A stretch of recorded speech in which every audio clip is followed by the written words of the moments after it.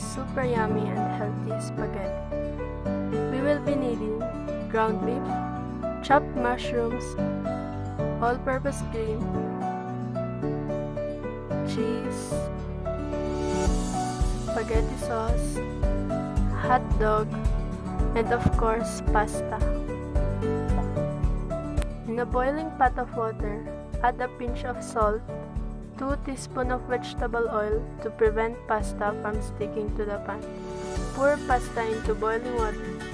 It will soften up within 30 seconds and fit into the pot. As the pasta starts to cook, stir it well so that it will not stick together.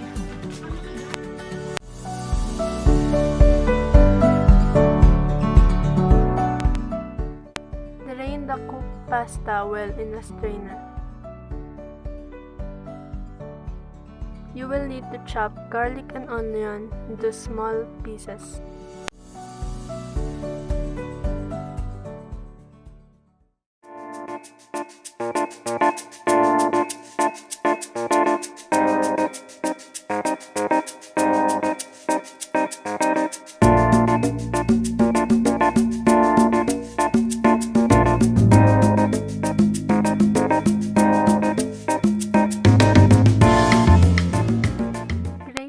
Carrot for additional flavor.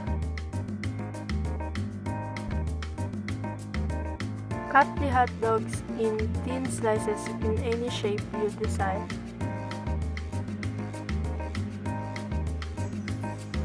Grate the cheese too.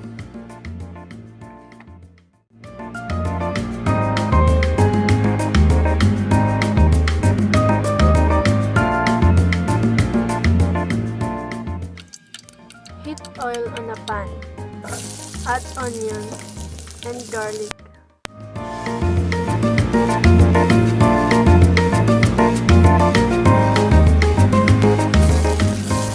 Saute until soft and aromatic.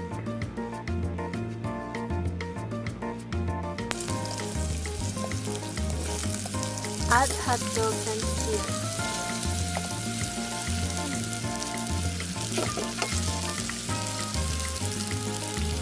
Add the carrots and stir until cooked.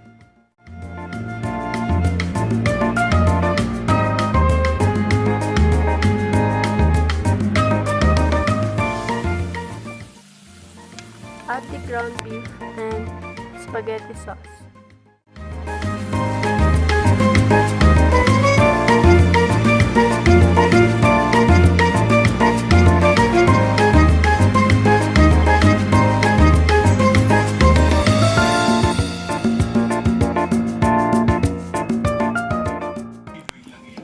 Stir in the all-purpose cream.